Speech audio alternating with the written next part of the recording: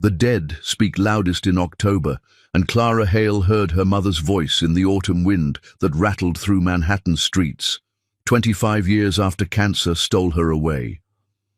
Clara stood at the corner of East 78th Street, her hand wrapped protectively around her 11-year-old son Reed's shoulder, watching the trees shed their golden armor. She had been 4 when her mother died, the same age Reed had been when he first learned to read the danger in his father's voice. Now, at 29, Clara carried her mother's elegance in her high cheekbones and deep brown skin that seemed to capture light rather than merely reflect it.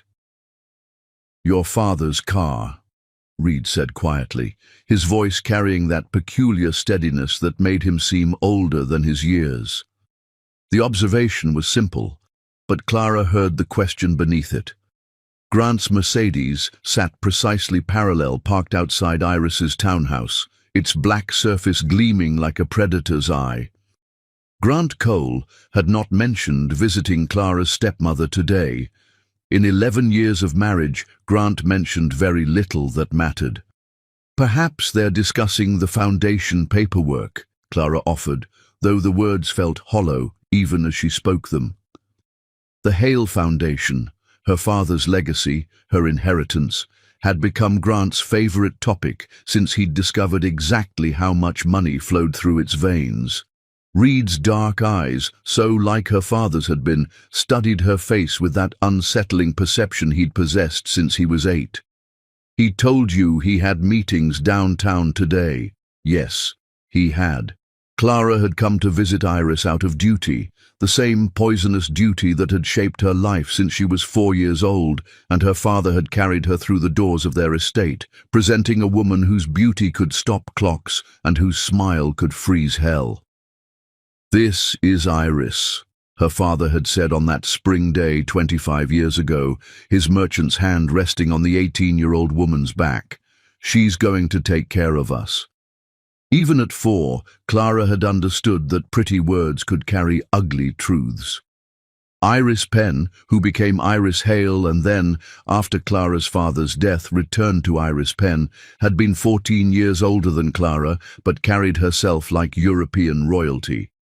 Her voice flowed like honey over broken glass, sweet enough to disguise the cuts. "Should we leave?" Reed asked, but his feet were already moving toward the townhouse's service alley.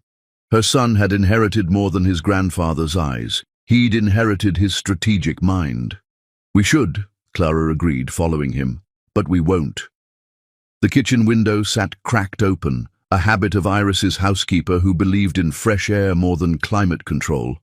October's chill carried voices through that narrow gap, voices that would change everything. "Played her perfectly," Iris's laugh rippled out, the same laugh that had charmed Clara's father into marriage, that had convinced him his daughter needed a mother's guidance. 11 years, Grant. 11 years of watching you transform that grief-stricken 18-year-old into the perfect, docile wife. She never questioned why I insisted on managing the foundation. Grant's voice carried that particular satisfaction Clara recognized from his business victories. "By next quarter, everything will be transferred. The accounts, the properties, her father's entire legacy, all of it will be under my control." Clara's hand found the brick wall, steady against the earthquake in her chest. Beside her, Reed had gone completely still, his body coiled like a spring. "And then?" Iris prompted. "Then we decide what to do with her. Divorce would be messy, but there are other ways to ensure she never challenges the transfers. A nice facility, perhaps. Somewhere quiet. We have documentation of her instability going back years." "The grieving daughter who never recovered from her father's death," Iris mused. "Who married too young, too desperate for stability. Who sees conspiracies where there are none. Really, Grant, you've been masterful. I learned from the best. You spent 14 years preparing her for this after all. Since she was 4 years old, you've been shaping her into the perfect victim." Their laughter mingled like poison in wine. Clara felt Reed's hand slip into hers, his grip fierce and protective. When she looked down at him, his face held no trace of childhood shock. Instead, she saw something that broke and rebuilt her heart simultaneously. Rage, crystallized into purpose. "We're not going to cry about this, Mom," Reed whispered, his voice carrying the steel she'd forgotten she'd once possessed, before Iris's conditioning, before Grant's controls. "We're going to win." The walk back to their penthouse took 17 minutes. Clara knew because Reed counted them aloud, his voice steady as a metronome, pulling her forward when her legs wanted to collapse. The doorman nodded at them, the elevator operator smiled, and Clara performed the automatic responses that 11 years of training had carved into her bones.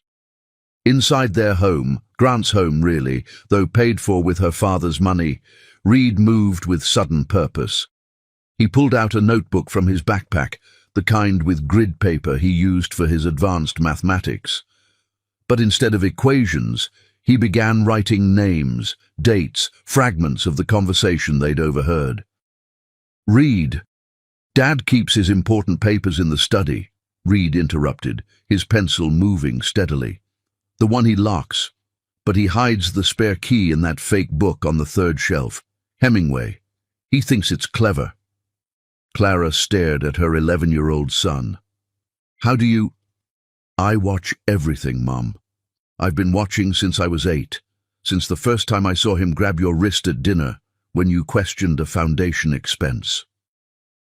Reed's eyes never left his notebook. "I have a list. 3 years of things I've seen, heard, noticed. Baby, this is dangerous. We're already in danger." Reed looked up then, and Clara saw herself reflected in his determination, not the broken woman Iris had crafted, but the daughter of Marcus Hale, who had built an empire from nothing, who had taught her about strength before Iris taught her about submission. "They're going to put you away, Mom. They're going to steal everything Grandpa left you, everything he built. And then what happens to me?" The question hung between them like a blade. Clara sank onto the leather sofa, Grant's choice, like everything in this apartment, and pulled Reed close. He came willingly, but kept writing, his hand steady even as he leaned against her. "Your grandfather," Clara began slowly, "once told me that the best revenges are served with proper documentation." Reed's pencil paused. "Grandpa said that?" "He was a businessman, baby. He believed in contracts, evidence, paper trails." Clara took the notebook from Reed's hands, studying his careful notes. "He also kept audio recordings of every important meeting." "Did he teach you how?" "No," Clara admitted, "but he taught me how to learn." That night, after Grant returned home smelling of Iris's perfume, a detail Clara would have dismissed yesterday but catalogued today, she played the perfect wife. She served dinner, smiled at his criticism of the seasoning, nodded when he mentioned working late the next several evenings. Reed played his part too, the distant son too absorbed in homework to notice his parents' careful distances. But Clara saw him watching, saw him noting the way Grant's phone buzzed with texts he angled away from view, saw him memorize the combination Grant entered on his briefcase. After Grant retreated to his study with his nightly bourbon, Clara and Reed sat at the kitchen table with his notebook between them. In the margin of his mathematics homework, Reed had written, "Financial forensic accountant, Benjamin Hartley." Below it, a phone number. "How?"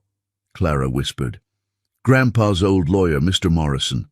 I emailed him from the school library, said I was doing a project on financial crimes.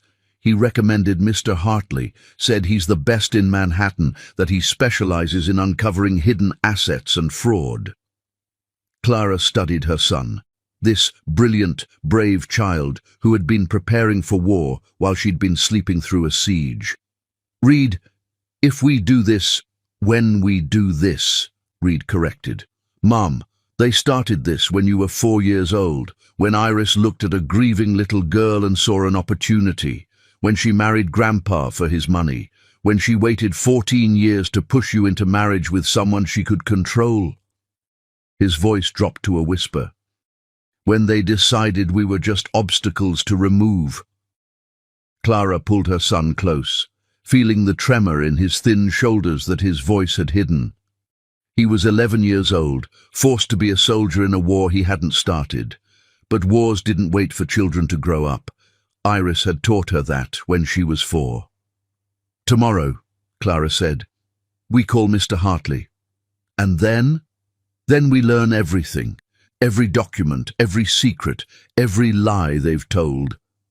Clara felt something awakening in her chest, something that had been dormant since her father died, since Iris convinced her that 18 was old enough to marry, but too young to manage her own inheritance.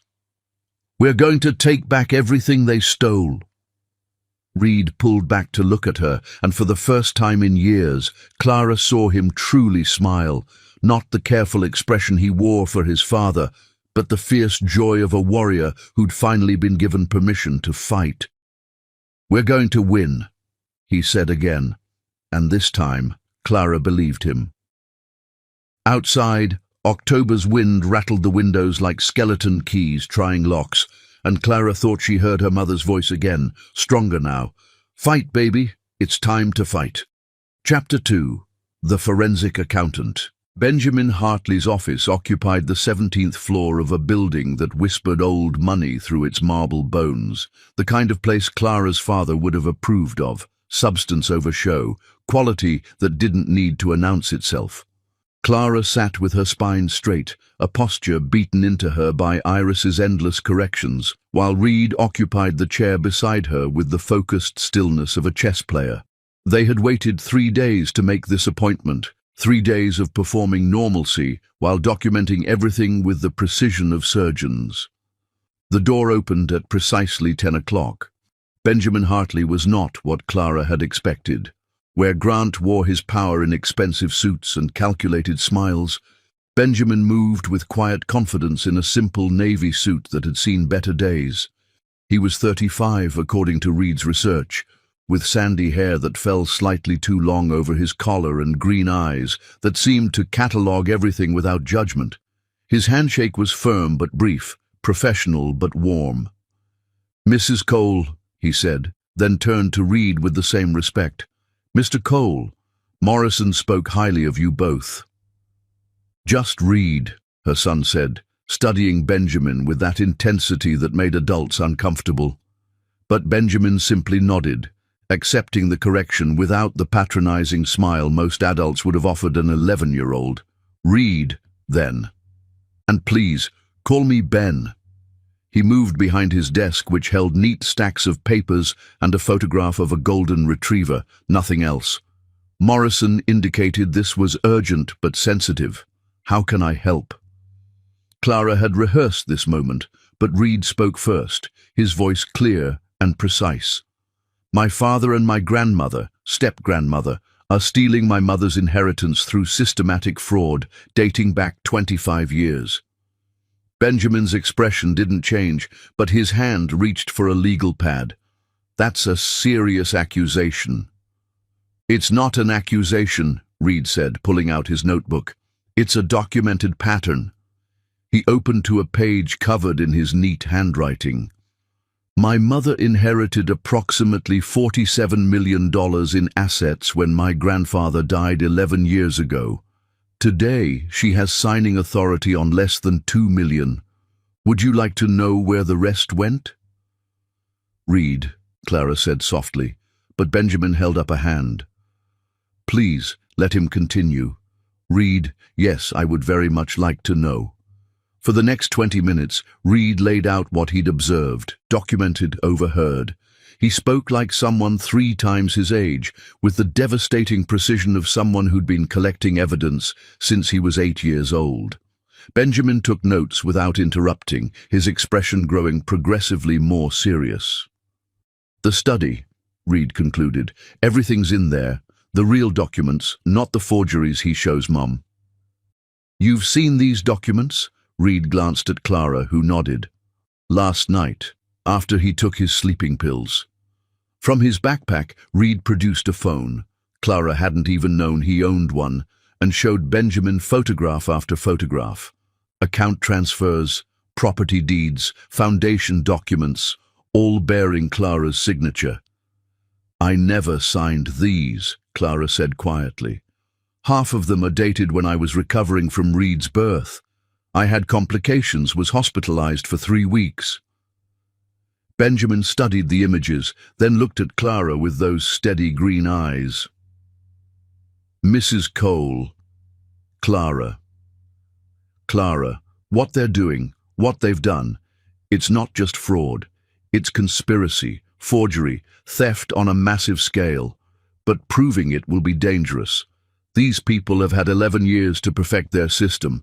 They'll have lawyers, connections, judges they've contributed to." "We know," Reed said. "That's why we need someone they won't expect, someone who isn't part of their circle. Someone like me." Benjamin leaned back in his chair, studying them both. "I should tell you that I don't usually take cases like this. Corporate fraud, yes. Embezzlement, certainly. But this is personal. This is family." "It's not family," Clara said, surprising herself with the steel in her voice. "Family doesn't plot your destruction from the day they meet you. Iris has been planning this since I was 4 years old." She told him then the whole story. Her mother's death, Iris's arrival, the slow conditioning that taught her to doubt herself, to need approval, to accept criticism as love. Her father's suspicious death just months after her 18th birthday, a heart attack, the doctors said, though he'd had perfect health weeks before. The immediate pressure to marry Grant, Iris's constant presence, guiding her toward a man 15 years older who promised stability. "She told me I was too young to understand business," Clara said. "That Grant would protect me, manage things until I was ready. I've been 29 for 2 years now, and according to them, I'm still not ready." Benjamin wrote steadily through her story, occasionally asking for dates, names, specific details. When she finished, he set down his pen. "The first thing we need," he said, "is everything from that study. But we have to be careful. If Grant suspects, you know—" "He won't," Reed interrupted. "He thinks Mom is broken. He thinks I'm just a weird kid who likes math. He doesn't see us as threats." "That's our advantage," Benjamin agreed. "Clara, you'll need to maintain your routine exactly. No changes that might alert them. Reed, you're going to be our researcher. Your age is actually an asset. No one suspects an 11-year-old of building a fraud case." "What about you?" Clara asked. "I'm going to start tracing the money. Every transfer leaves a trail, even the hidden ones, especially the hidden ones." He pulled out a business card, but instead of handing it to Clara, he gave it to Reed. "This has my personal cell. If anything feels dangerous, if Grant becomes suspicious or violent, you call immediately." "He's never hit her," Reed said quickly. "He's too smart for that. He uses other things." "Like what?" Reed looked at Clara, asking permission. She nodded. "Medication. He tells doctors she's depressed, anxious, gets prescriptions in her name. Sometimes he puts them in her food when he thinks she's being difficult." Benjamin's expression darkened. "That's assault. Poisoning, technically." "It's control," Clara said. "Everything with Grant is about control."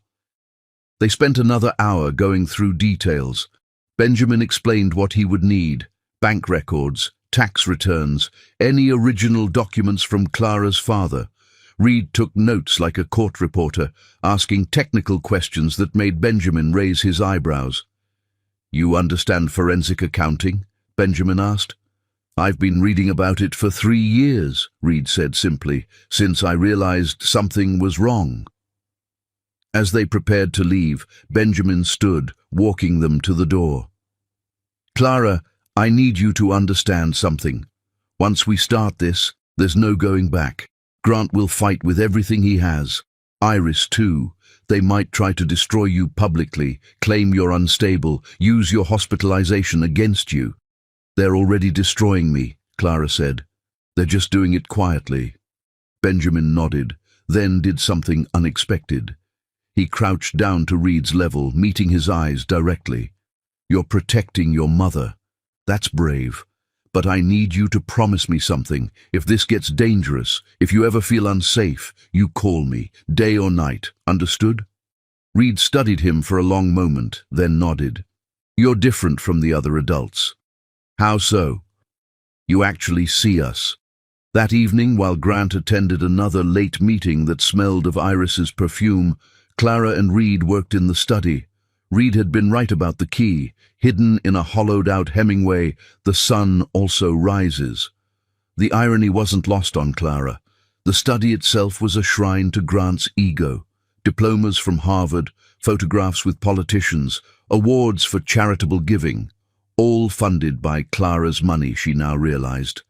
But behind the display was the real treasure. Filing cabinets filled with 11 years of methodical theft.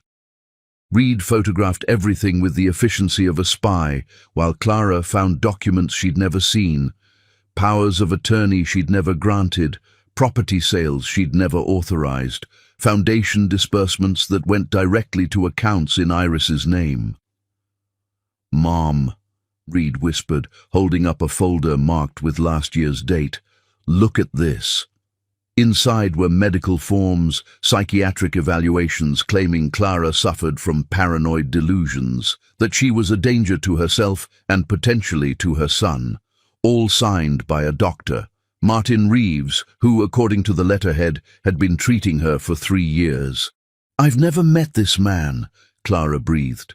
"But Grant has," Reed said, showing her a receipt. "He's been paying him $15,000 a month. Look, consultation fees." They were building a case for involuntary commitment. The realization hit Clara like ice water. This wasn't just about money. They were planning to have her declared incompetent, locked away, erased. "Take pictures of everything," she said, her voice steady despite the fear. "Every page." They worked until 3 a.m, Reed organizing the evidence into categories with the precision that made his teachers call him gifted.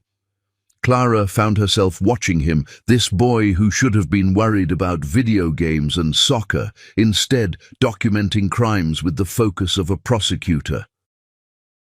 "I'm sorry," she whispered. "You shouldn't have to do this." Reed looked up from his phone. "Mum, you were 4 when Iris started hurting you. 4. At least I got 11 years before I had to fight back." The next morning, Benjamin called. "Can you come to my office? Both of you. I found something." They met him at noon, Grant safely in his downtown office. Benjamin's desk was covered with printouts, bank records, corporate filings. "Your father was murdered," he said without preamble. Clara's knees buckled. Reed caught her arm, guided her to a chair. "The heart attack," Benjamin continued, spreading out papers. 3 weeks before he died, your father changed his will. Originally, everything went to you at 18. The new will created the foundation, with Iris as co-executor, if you married before 25. "She knew," Clara whispered. "She knew about the change. She did more than know. She helped write it. And here." Benjamin pulled out another document. "Is a life insurance policy Grant took out on your father. As your husband, he became beneficiary of your beneficiary rights. $5 million, paid out 6 months after the wedding." "But the doctors said—" "The doctor who signed the death certificate was Dr. Martin Reeves." Benjamin let that sink in. "The same doctor now claiming you're delusional. He's been on Grant's payroll for 15 years, since before your father died." Reed stood very still, his young face carved from stone. "They killed him." "We can't prove that," Benjamin said carefully. "But we can prove the fraud, the conspiracy, the theft. That's enough to destroy them." "It's not enough," Reed said quietly. "They took her parents. They stole her life. They need to pay for all of it." Benjamin studied Reed for a moment, then nodded slowly. "Then we'll make them pay. But we do it legally, carefully. We build a case so airtight that no judge, no matter how much Grant has contributed to their campaign, can ignore it. As they left Benjamin's office, Clara felt something shifting inside her, like ice cracking on a frozen river. For 25 years, Iris had shaped her into the perfect victim. For 11 years, Grant had refined that creation, polished it into something useful. But they had made one mistake. They had given her Reed. And Reed, it turned out, had inherited more than his grandfather's eyes and strategic mind. He had inherited his mother's suppressed rage, and he had been sharpening it for 3 years, waiting for the moment she would be ready to use it. That moment was now. Chapter 3. The Dinner Party Trap. Grant announced the investor dinner with the casual cruelty of a man who had forgotten his wife was more than furniture, something to be positioned and displayed. Saturday evening. Black tie. Wear the sapphire dress. It makes you look less tired. He didn't look up from his phone as he spoke, his thumb scrolling through messages Clara wasn't permitted to see. And make sure Reed stays in his room. These are important people. Clara's hands remained steady as she poured his coffee. Colombian, dark roast, 1 sugar, the same every morning for 11 years. Of course. How many guests? 12. Iris will handle the catering. A smile flickered across his face at her stepmother's name. She has exquisite taste. Yes, Clara thought, remembering Iris at 18, selecting Clara's father like a vintage wine. Exquisite taste in victims. 3 days remained until Saturday. 3 days to prepare what Benjamin had called the recording that would change everything. Clara found herself moving through the penthouse differently now, noting blind spots and acoustic sweet spots with Reed's help. The alcove by the library, Reed said, Thursday evening, marking it on his hand-drawn floor plan. Sound carries from there to the kitchen pass-through. And the powder room. Dad never checks there. He had 3 recording devices now, purchased with cash from his saved allowance at different electronics stores. Benjamin had taught him how to hide them, how to ensure clean audio, how to position them for maximum coverage. "You're sure about serving?" Clara asked, watching her 11-year-old son test the weight of a silver serving tray. "Invisible servants hear everything," Reed quoted. Grandpa wrote that in one of his journals. They had found Marcus Hale's journals in the study, hidden behind Grant's collection of first editions. 43 volumes spanning 30 years, documenting not just business dealings but observations, strategies, suspicions. The final entry, dated 2 days before his death, read, "Iris is poison wrapped in silk. Must protect Clara. Must change the will back." He never got the chance. Saturday arrived wrapped in autumn rain that turned Manhattan into an impressionist painting. Clara stood before her mirror, fastening her mother's pearls around her neck, the only jewelry Grant hadn't claimed for safekeeping. The sapphire dress fell perfectly, as Grant had known it would. He had exceptional taste in cages. "You look beautiful, Mom," Reed said from the doorway, dressed in his server's outfit, black pants, white shirt, bow tie. He looked older, she realized. The past weeks had carved away whatever softness remained in his face. "You don't have to do this," she said again. "Yes, I do." He checked his phone, ensuring the recording apps were ready. "Benjamin's counting on us. Grandpa's counting on us." Grant emerged from his dressing room in a tuxedo that cost more than most people's cars, his silver hair gleaming like armor. At 44, he remained handsome in that calculated way that photographed well at charity galas.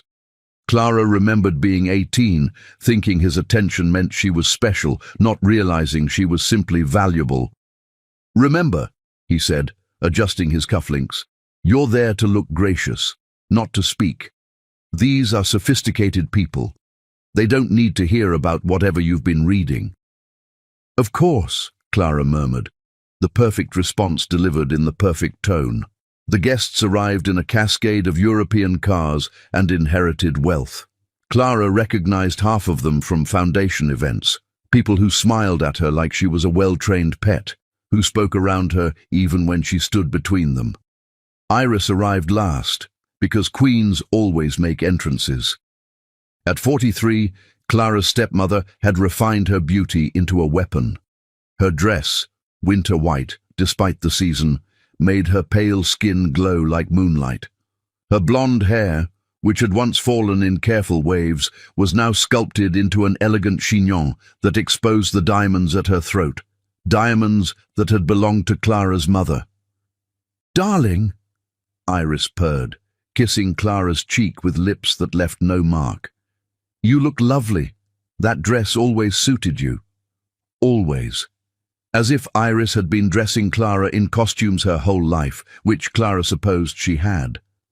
The dinner progressed with choreographed precision. Reed moved between guests like a ghost, refilling glasses, offering canapes, invisible in that particular way of service staff.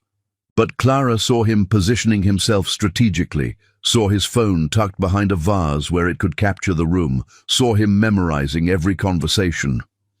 "The Foundation's assets have never been stronger," Grant was saying to Harrison Beck, a hedge fund prince with cocaine eyes.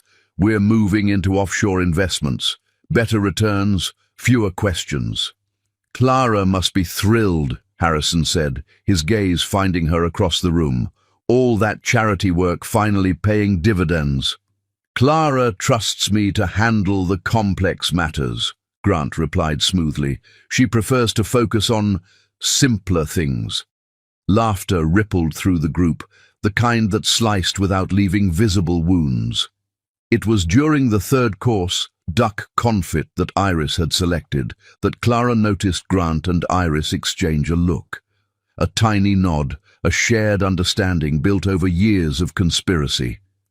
They excused themselves moments apart, Iris heading toward the powder room, Grant mentioning a phone call.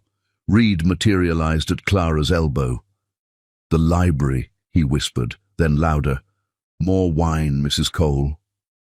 "Please," she said, watching him disappear with his tray. Clara waited exactly 3 minutes, long enough to seem natural, before following. She found Reed in the hallway, his phone already recording, positioned behind a Chinese vase they'd identified earlier. Through the library door, voices drifted like smoke. "Almost there," Grant was saying. "The psychiatric evaluations are complete. Reeves says another month, maybe 2, and we'll have enough for involuntary commitment." "And Reed?" Iris asked. "Boarding school in Switzerland, or military academy, somewhere that will fix whatever's wrong with him." "Nothing's wrong with him. He's just too much like Marcus, too observant." "Well, we can't have that." Grant's laugh was ugly. "Speaking of Marcus, did you ever regret it?" "Regret what?" "Marrying him. Please, 18 years old with nothing but good looks and determination. He was my lottery ticket." "I meant the digitalis." Clara's hand flew to her mouth. Beside her, Reed had gone rigid. "It was necessary," Iris said simply. "He was going to change the will back, cut me out completely. 22 years of playing devoted wife, wasted. The digitalis was elegant, mimics a heart attack perfectly, and Reeves was happy to sign off for the right price. 40,000, wasn't it? 50, inflation. They laughed together, the sound like breaking glass. Besides, it worked out better. Clara inherited everything, then married you, and now we have it all. Or will, once she's safely tucked away somewhere quiet." "The Whitmore Institute," Grant said. "Private, discreet, excellent at handling difficult cases. I've already made the arrangements." "When?" "After the Foundation Gala next month. She'll have a very public breakdown. Poor thing, the stress of all that responsibility finally breaking her. No one will question it." "And the boy?" "Gone the same night. By the time anyone thinks to investigate, he'll be in Switzerland and she'll be too medicated to remember her own name." Reed's hand found Clara's in the darkness, squeezing hard enough to hurt. But she welcomed the pain. It kept her standing, kept her from screaming. "We should get back," Iris said. "Separately, of course." "Of course." "Oh, and Iris, Wear something stunning to the gala. It'll be Clara's last public appearance. We should make it memorable." They listened to footsteps fade, counted to 100. Then Reed retrieved his phone with hands that barely trembled. "We got it," he whispered. "All of it." Back in the dining room, Clara performed miracles. She smiled at the appropriate moments, laughed at Harrison's crude jokes, accepted compliments on the duck she hadn't cooked. She was brilliant in her emptiness, perfect in her practiced responses.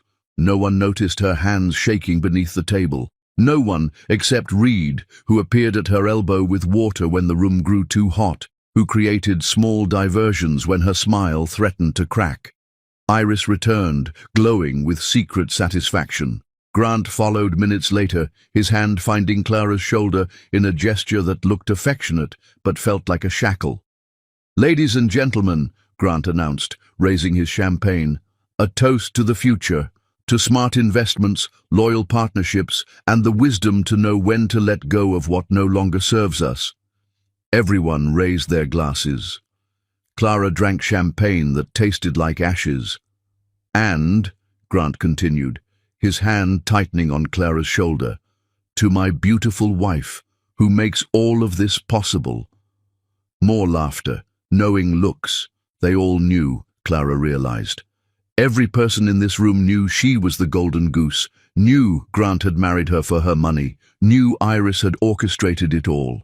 They knew, and they participated in the fiction because it benefited them. "Thank you," Clara said, her voice carrying for the first time all evening. "You're all too kind." Grant's fingers dug deeper, warning. But Clara smiled up at him with 25 years of practiced submission. "I'm so grateful for everything you've done for me, darling. Everything." Something flickered in his eyes, suspicion perhaps, or just annoyance at her speaking out of turn. But Harrison Beck was already launching into a story about his latest yacht purchase, and the moment passed. The evening wound down with cognac and cigars for the men, coffee and condescension for the women. Reed cleared plates with mechanical precision, but Clara saw him pause by Grant's jacket, saw something small disappear into his pocket. Finally, the last guest departed. Iris lingered, helping Clara with some pretense about checking the catering bill. "You did well tonight," Iris said, studying Clara with those cold blue eyes that had evaluated her since she was 4. Grant was pleased. "I live to please him," Clara replied. Iris's perfect eyebrow arched. "Do you? Sometimes I wonder if there's more going on in that pretty head than you let on." "You taught me well, Iris. A woman's power is in what she doesn't say." "I taught you to be obedient. Don't confuse the two." She left in a cloud of French perfume and unspoken threats. Grant was already in his study with his bourbon when Clara checked on Reed in his room. He sat at his desk, transferring the recordings to multiple USB drives.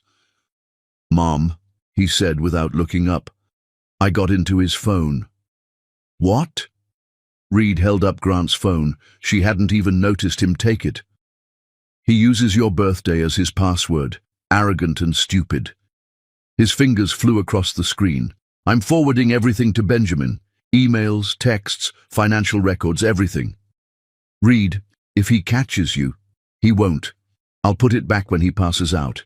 He's on his 3rd bourbon." Clara sat on Reed's bed, her body finally allowing itself to shake. "They killed him. They killed my father." Reed abandoned the phone, coming to sit beside her. "I know. Digitalis. It's from foxglove. Iris grew foxglove in the garden. I remember thinking it was so pretty. We're going to stop them, Mom. We have everything now. The confession, the conspiracy, proof of murder. It won't bring him back." "No," Reed agreed, his 11-year-old voice carrying impossible weight. "But it will give him justice, and it will give us freedom." They sat together in the dark, mother and son, conspirators in their own home. Outside, Manhattan glittered with its million small dramas, but inside Reed's room they planned the destruction of an empire built on a 4-year-old's grief. Grant's phone buzzed with a text. Reed glanced at it and laughed, sharp and bitter, too old for his years. "It's from Iris," he said, showing Clara the screen. "Sweet dreams, darling. Soon we'll have everything we deserve." "Yes," Clara said, saving the screenshot. "You certainly will." Chapter 4. The Midnight Trail. Reed Cole moved through midnight Manhattan like smoke through a keyhole, present but barely there, a shadow with purpose that the city's insomniacs would forget by morning. It was Thursday, 3 days after the dinner party, and Grant had left the penthouse at 11:47 p.m., claiming a conference call with Tokyo. But Reed had seen the text on his father's phone before returning it. Not Tokyo, but the Meridian Club on East 56th, where memberships cost more than most people's homes and secrets were currency. Clara had tried to stop him. "It's too dangerous," she'd said, but Reed had shown her the text that made her resistance crumble. Bringing the lawyer. Final papers for C's commitment. Need your signature. C for Clara. His mother, reduced to an initial, a problem to be solved. Reed had prepared for this. Dark clothes that wouldn't catch light, soft-soled shoes that whispered rather than clicked, a phone fully charged with recording apps ready. In his pocket, the subway card Benjamin had given him. "For emergencies," the forensic accountant had said, but his eyes had suggested he knew Reed would define emergency loosely. The doorman barely glanced up as Reed slipped out. Children of the wealthy were given certain freedoms, especially strange, quiet children who were known for their odd habits. Reed had cultivated his reputation carefully. The weird kid who collected insects, who walked at strange hours, who was too smart for his own good. It was camouflage as effective as any combat gear. Manhattan at midnight was a different creature than its daytime self. The financial district's glass towers became dark monoliths, the streetlights casting pools of yellow that Reed skirted carefully. He knew Grant would take a taxi. His father had patterns, predictable in his arrogance. Reed took the subway, then walked, keeping to the shadows cast by scaffolding and awnings. The Meridian Club squatted between a diplomatic residence and a private gallery, its facade deliberately unremarkable. Old money didn't advertise, but Reed knew its tells. The doorman whose suit cost more than a teacher's monthly salary, the cars parked outside that whispered rather than roared, the way light from inside was warm amber, not the harsh fluorescent of common spaces. Reed couldn't enter, of course, but the club's architects, in their last century wisdom, had included a smoking terrace that overlooked a narrow alley, and that alley had a fire escape on the opposite building, probably predating the club itself, that provided perfect sightlines if you were small enough to climb it and brave enough to perch 3 stories up in the dark. Reed was both. He climbed quickly, his 11-year-old body light enough that the old metal barely complained. Years of martial arts, Grant's idea, thinking it would make Reed less soft, had given him balance and strength. He settled onto a landing that put him level with the terrace, pulled out his phone, and switched to the camera's night mode. The terrace doors were open. October had turned unseasonably warm, and rich men liked their cigars with fresh air. Voices drifted across the alley, mixing with distant sirens and the ever-present hum of the city. Grant appeared first, his silver hair catching the light.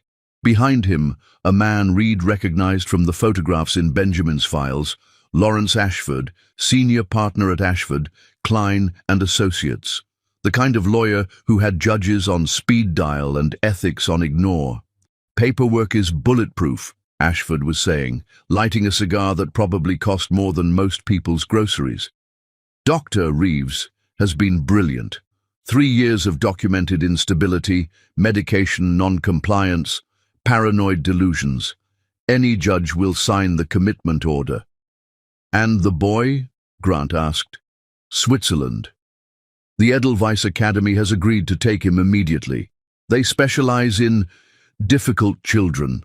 Full boarding, no communication with the outside world for the first year. They'll fix whatever's wrong with him.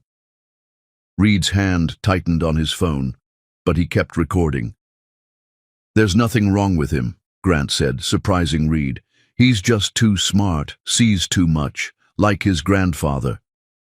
Well, intelligence without proper guidance can be dangerous. The academy will teach him appropriate boundaries. They moved closer to the railing, and Reed had to strain to hear. What about the foundation assets? Grant asked. Once Clara is committed, you'll have full power of attorney. The transfers can happen immediately. We've already set up the offshore accounts, Cayman, Switzerland, a few in Panama for diversity. Iris's name won't appear anywhere as requested. Good. She's been patient for 25 years. She deserves her payday. Ashford laughed, ugly and low. Patient? She planned this from the moment she met Marcus Hale. 18 years old and already playing the long game. You have to admire it. I do more than admire it, Grant said, and something in his voice made Reed's stomach turn. Iris is a visionary. She saw a grieving widower with a 4-year-old daughter and thought, there's my fortune. Then she saw that daughter grow up and thought, there's my double fortune. Brilliant. And you? When did you get involved? She approached me 15 years ago. I was working at her father's firm. Did you know Iris comes from money too? Old textile fortune, all gone by the time she was 16. Her father drank it away. She learned early that beauty fades, but bank accounts, properly managed, are forever. Reed shifted position carefully, his foot finding better purchase on the narrow landing. A pigeon cooed somewhere above him, the city's only witness to his surveillance. So she came to you, Ashford prompted. She knew I was ambitious, hungry. She also knew I had flexible ethics.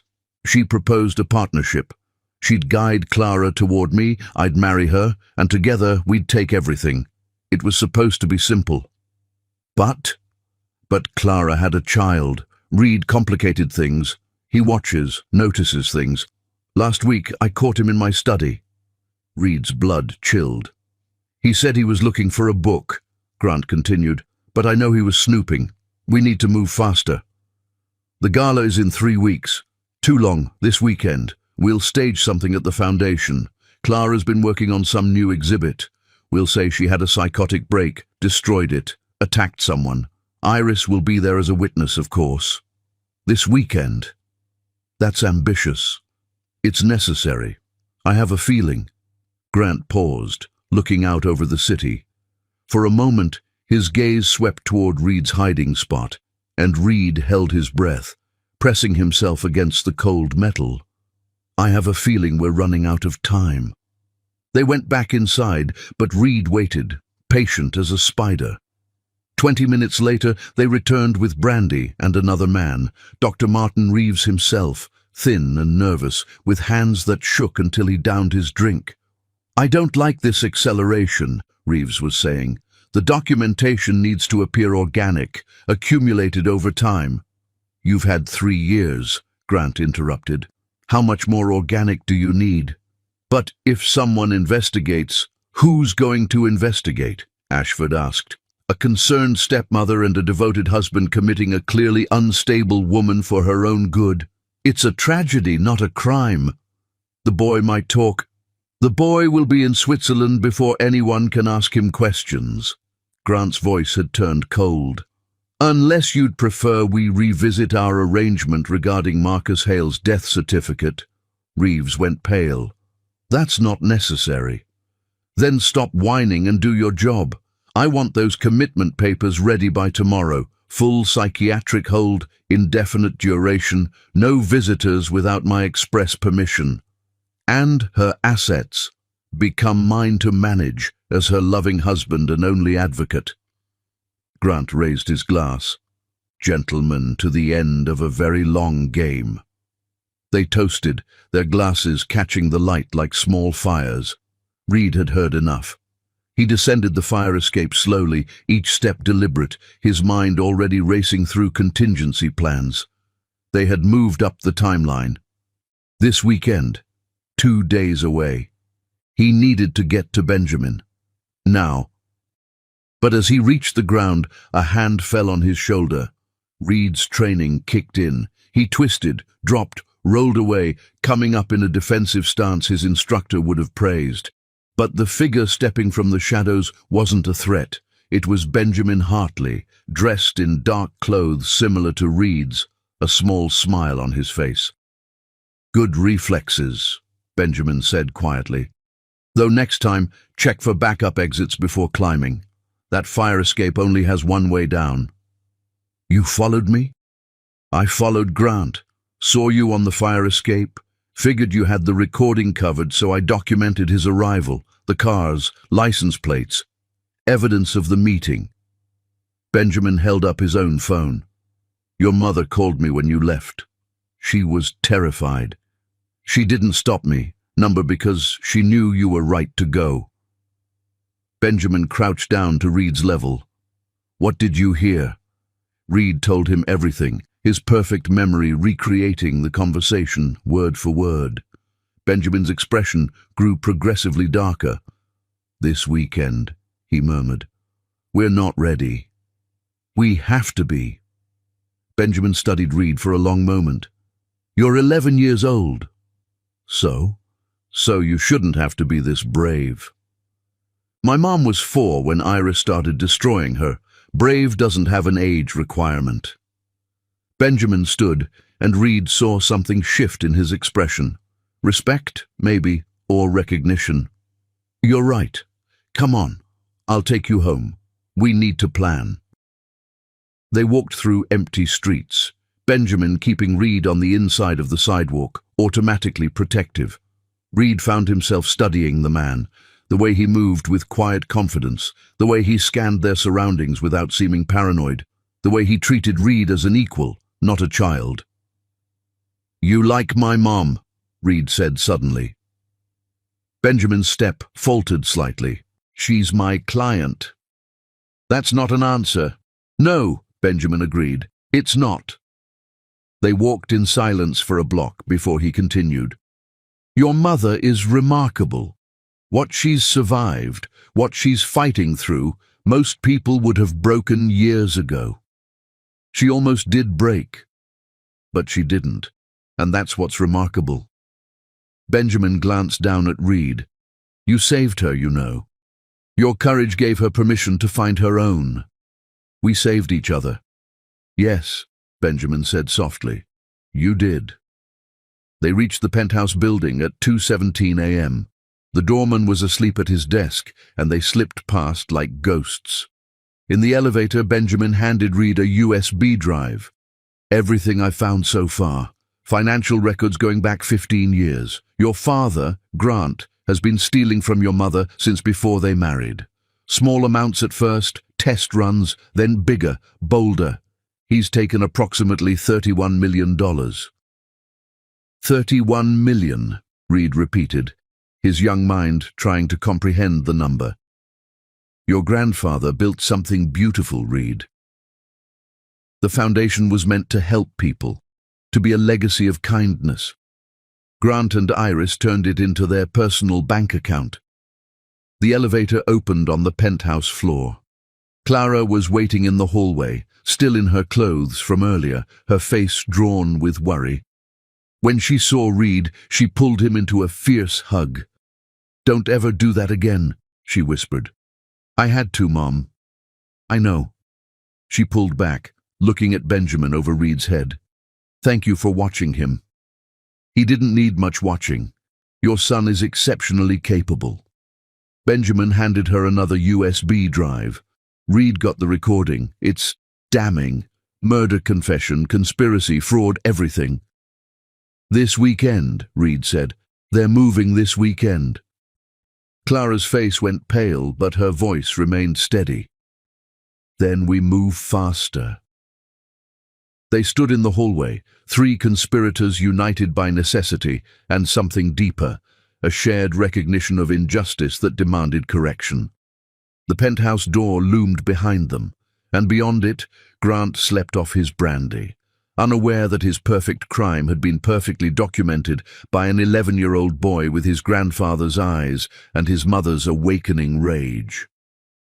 "We need to call Morrison," Benjamin said, "the old lawyer. He has connections, judges who knew your father who aren't in Grant's pocket." "It's 2 in the morning, Clara protested. "He'll answer," Reed said with certainty. "He loved Grandpa. He'll answer." And he did. Within an hour, they had a plan.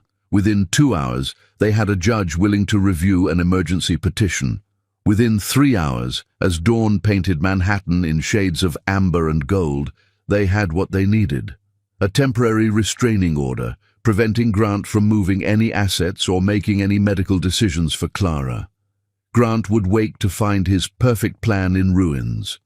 But more importantly, Clara would wake to find herself free, or at least beginning to be free.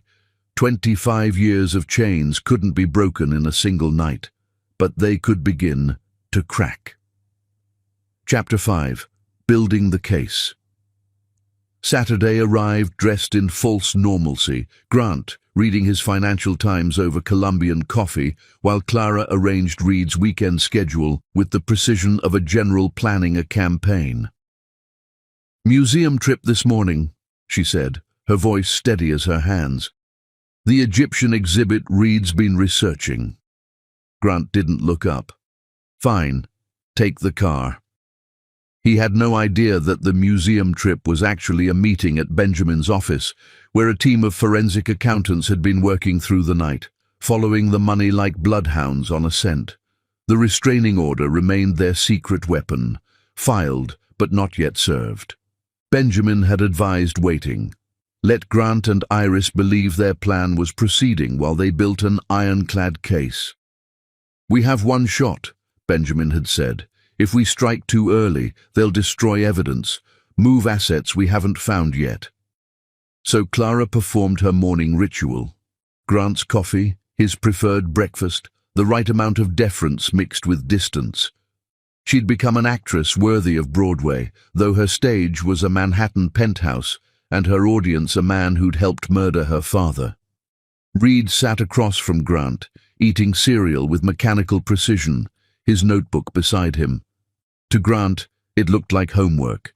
In reality, Reed was memorizing the timeline Benjamin had constructed, preparing for the testimony he would eventually give. "You're quiet this morning," Grant observed, his predator's instinct flickering. "Math test Monday," Reed replied without missing a beat. "Differential equations." "You're 11. "Gifted program," Reed said, allowing a hint of pride that Grant would interpret as normal childhood boasting. "Mr. Harrison says I could skip to high school math next year." Grant's interest faded.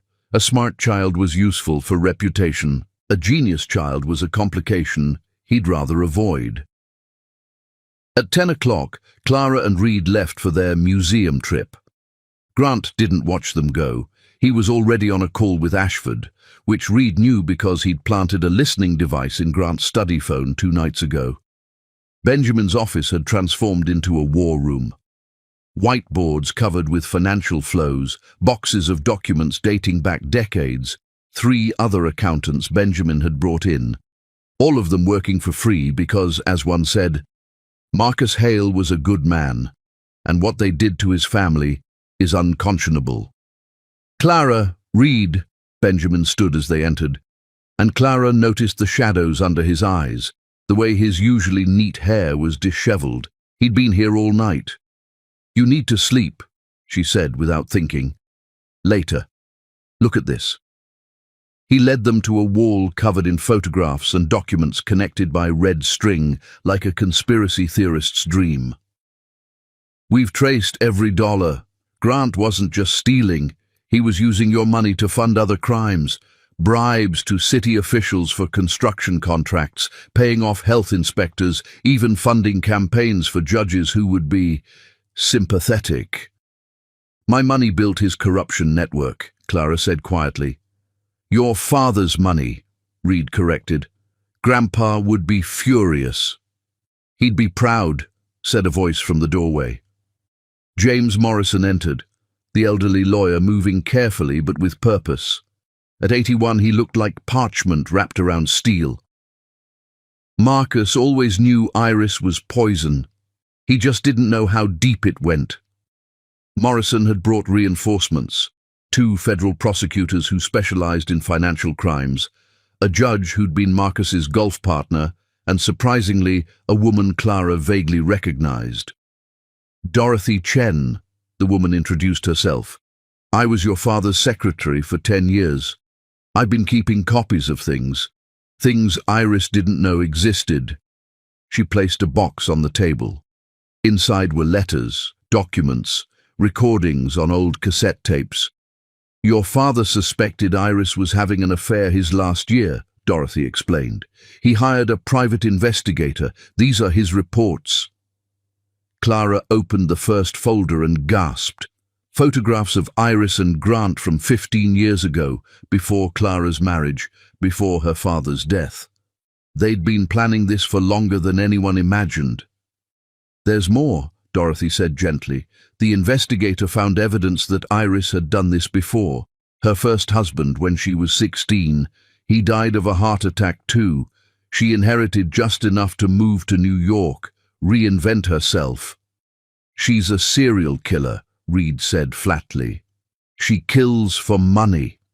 We can't prove the murders, one of the prosecutors said, but we can prove everything else. Fraud, conspiracy, theft, forgery. Grant and Iris are looking at 20 to 30 years. They worked through the afternoon, Reed surprising everyone with his ability to spot patterns in financial data. At one point, he connected 3 shell companies to a property in the Hamptons that Grant had bought with Clara's funds, but registered in his mother's name. His mother died 5 years ago, Reed said. So who's signing the tax documents? Benjamin checked, his fingers flying across his laptop. Grant. He's been forging his dead mother's signature to hide assets. Add mail fraud to the charges, Morrison said with satisfaction. As the sun set over Manhattan, painting the office golden, Clara found herself standing at the window beside Benjamin. Reed was across the room, explaining something complex to the prosecutors with the patience of a professor. He's extraordinary, Benjamin said quietly. He shouldn't have to be. Number. But he is. And that's going to save you both. Clara turned to look at him. Really look at him. Benjamin Hartley, who'd dropped everything to help them, who'd worked without sleep, who treated her son with respect and her with something she couldn't quite name. Why? She asked. Why do all this? We're just clients. Benjamin was quiet for a long moment. My father was a whistleblower, exposed corruption at his company. They destroyed him, legally, financially, personally. He died broken, believing justice was a fairy tale rich people told to keep poor people hoping. I'm sorry. I became a forensic accountant to prove him wrong, to show that sometimes, with enough evidence and the right people, justice can win. He looked at her, and Clara felt something shift in her chest. You and Reed aren't just clients. You're proof that my father was wrong to give up hope. Before Clara could respond, Reed called out, Mom, I found something. He was holding a document from Dorothy's box, a life insurance policy on Clara herself, taken out by Grant 3 months after their marriage. $10 million, Reed read. Beneficiary, Grant Cole. Secondary beneficiary, Iris Penn. The room went silent. They were going to kill me, Clara said, her voice remarkably steady. The commitment was just the first step. Once I was locked away, helpless. An unfortunate suicide, Morrison said grimly. Depressed woman, history of mental illness, isolated from her son. No one would question it. Except Reed would, Benjamin said. That's why he had to disappear to Switzerland first. Clara pulled Reed close, feeling him tremble against her. 11 years old and discovering his father had planned to murder his mother. We're going to stop them, Reed said, his voice muffled against her shoulder. We're going to stop them, and they're going to pay. Yes, Clara said, looking around the room at these people who'd assembled to help them. Morrison with his decades of legal expertise, Dorothy with her carefully preserved evidence, the prosecutors with their federal authority, and Benjamin with his unwavering determination. They're going to pay for all of it. Morrison's phone rang. He answered, listened, then smiled, a sharp, predatory expression that reminded Clara why her father had kept him on retainer for 30 years. That was Judge Patterson. She's reviewed our preliminary filing. She's issuing arrest warrants for Monday morning. He looked at Clara. The gala is tomorrow night. They'll be arrested there, publicly, in front of everyone who enabled them. Poetic justice, Dorothy murmured. The best kind, Morrison agreed. They worked until midnight, preparing the final documentation. Reed fell asleep on the office sofa, his head in Clara's lap, still clutching his notebook. Benjamin covered him with his jacket, the gesture so gentle it made Clara's throat tight. You should rest too, Benjamin said. Tomorrow will be difficult. 25 years of difficult are ending tomorrow, Clara replied. I can handle one more day. As they prepared to leave, Benjamin handed Clara an envelope. What's this? Open it tomorrow, after everything happens. Clara tucked it into her purse, another secret in a life that had become built on them. The ride home was quiet, Reed sleeping against her shoulder in the back of the car Benjamin had arranged, not Grant's driver, who reported everything but someone trustworthy. Grant was asleep when they arrived, his bedroom door closed, his snoring audible from the hallway. Clara tucked Reed into bed, kissing his forehead. Mom, he murmured, half awake. Yes, baby. Tomorrow, when they arrest him, will you be sad? Clara considered the question. I'll be sad for what should have been, for the life we deserved but didn't get. But sad about Grant going to prison? No. Good, Reed said, already drifting back to sleep. Because he was never really my father anyway. Fathers protect. He only destroyed. Clara sat beside his bed long after he fell asleep, watching her son breathe, thinking about protection and destruction, about the men who'd shaped their lives. Her father who'd loved but been deceived, Grant who'd promised protection but delivered imprisonment, and Benjamin who asked for nothing but offered everything.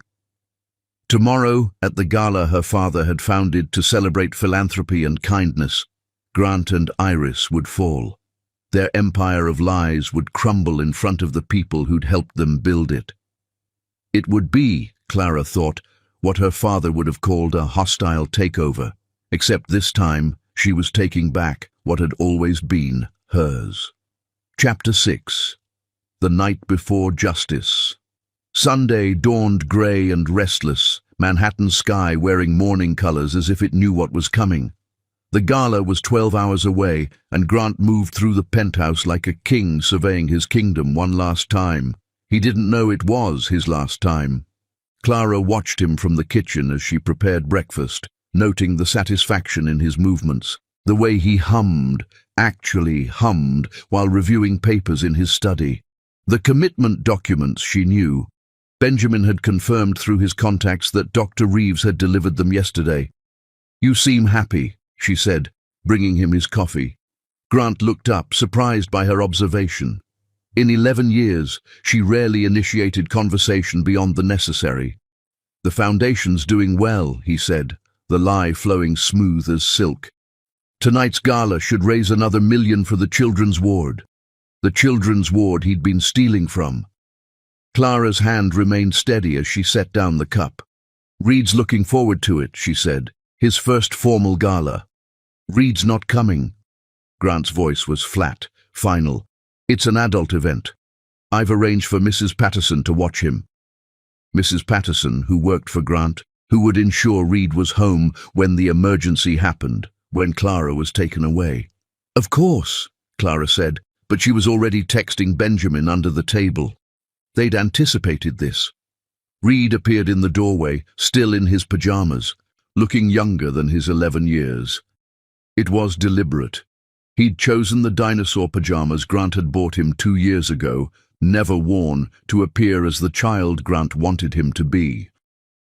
"Morning, Dad," he said, and Clara heard the effort it took to say that word. "Reed, your mother says you're studying today." "Yes, sir. Math test tomorrow." Grant had already dismissed him, turning back to his papers. Reed met Clara's eyes, a quick flash of understanding, then padded toward the kitchen. The rest of the morning was choreographed normalcy. Clara selected her gown for the evening, emerald green, her father's favorite color on her. Reed studied at the dining table where Grant could see him being quiet and studious. They played their parts perfectly while beneath the surface. Everything churned. At noon, Iris called. "Darling!" Her voice dripped through the phone like honey laced with cyanide. "I need you to come early tonight. There's a special presentation for Grant, a surprise. Can you have him there by 6? "Of course," Clara replied, knowing the surprise was meant to be her public breakdown, her removal, her erasure. "And Clara, wear something memorable. Tonight's going to be photographed extensively." Yes, Clara thought, it certainly would be. After lunch, while Grant was on a conference call, Morrison arrived under the pretense of delivering foundation documents. But Reed let him in through the service entrance, and they met in Reed's room, the one place Grant never entered. "Everything's in place," Morrison whispered. "Federal agents will be positioned at all exits. Judge Patterson will be attending as a guest. The moment Grant and Iris make their move against you, we spring the trap." "What if they don't?" Clara asked. "They will," Reed said with certainty. "They're too arrogant to imagine they could fail." Morrison handed Clara a small device. "Panic button. Press it if things go wrong before we're ready." "And Reed?" "I'll be with him." Benjamin's voice came from the doorway. He'd entered silently, dressed as building maintenance. "The moment you leave for the gala, I'm getting him out. Safe house until it's over." "I want to be there," Reed protested. "No." Clara's voice was firm. "You've done enough, baby, more than enough." Reed's jaw set in that stubborn line she recognized from her father. "They killed Grandpa. They stole our lives. I deserve to see them fall." "You will," Benjamin promised. "On the news, from somewhere safe." They ran through the plan once more. Clara would attend with Grant, play the perfect wife, wait for Grant and Iris to make their move. The commitment papers required Clara to be declared incompetent in front of witnesses, which Iris would orchestrate. The moment they tried, the feds would move in. "Clear?" Morrison asked. Everyone nodded. "Then God help us all," the old lawyer said. "And Marcus, if you're watching, we're about to give you one hell of a show." At 4 o'clock, Clara began preparing for the gala. She moved through her routine, shower, hair, makeup, with the precision of a soldier preparing for battle. The emerald gown slipped over her skin like armor. Her mother's pearls, the only jewelry Grant hadn't taken, circled her throat like protection. Reed watched from her doorway. "You look like a queen." "I look like my mother," Clara said, seeing her reflection clearly for the first time in years. Not the broken woman Iris had crafted, not the submissive wife Grant had molded, but Amelia Hale's daughter, strong, beautiful, unbreakable. "Mom," Reed said quietly, "I wrote you something." He handed her an envelope. "Don't read it until after. Promise?" "Promise." Grant emerged from his dressing room in his tuxedo, and Clara saw him differently now, not as the powerful man who'd controlled her life, but as what he was, a thief, a liar, a murderer by association. He was smaller somehow, diminished by the truth of him. "You look acceptable," he said, his highest compliment. "Thank you." They moved toward the door, Grant's hand on her elbow, possessive as always. Reed stood by his room, small and alone, and Clara's heart broke a little. "Be good for Mrs. Patterson," Grant said without looking at his son. "Yes, sir." but Clara saw Reed's hand hidden behind his back, making a small thumbs up. Benjamin was already in position. The ride to the hotel was silent. Grant texted constantly, Iris probably, confirming their plan. Clara stared out the window at the city flowing past, wondering if her father had felt this way the night he died, if he'd known something was coming but couldn't quite see its shape. The St. Regis Hotel rose before them like a gilded cage, its windows reflecting the dying sun. Photographers clustered at the entrance, society reporters ready to document New York's elite at play. "Smile," Grant commanded as they exited the car. Clara smiled. It was the last order she would ever take from him. Inside, the ballroom had been transformed into what looked like heaven. White silk, crystal, thousands of roses. Her father's foundation logo dominated the space, a reminder of what this had once meant, what it was supposed to be. "Clara!" Iris glided toward them in a white gown that made her look like a predatory angel. "You look adequate." Even now, at the end, she couldn't resist the small cuts. "Thank you, Iris. You look exactly as you are." Iris's eyes narrowed slightly, sensing something different but unable to place it. The room filled with Manhattan's wealthy, people who'd known Clara since childhood, who'd watched her father build his empire, who'd stood silent as Grant and Iris destroyed her. They smiled at her now, empty smiles that meant nothing. But then Clara spotted them. Federal agents, discreet but present. Judge Patterson by the bar, Morrison at a corner table, even Dorothy Chen, brave enough to attend, despite everything. Her army assembled. "Ladies and gentlemen," Iris's voice rang out as she took the microphone. "Before we begin the fundraising, I wanted to share something special about the Hale Foundation's future." Here it comes, Clara thought. "For 11 years, Iris continued, my stepdaughter Clara has worked tirelessly for this foundation, despite her struggles. Her dear husband Grant has been her rock, managing the complex financial aspects while Clara focused on what she does best, being a beautiful symbol of her father's legacy." Laughter rippled through the crowd, Clara's hands clenched in her lap. But tonight, Iris's smile was pure poison. "We need to address some concerns about Clara's ability to continue in her role." Grant stood, moving toward the microphone. "It pains me to say this, but my wife has been struggling with delusions, paranoia.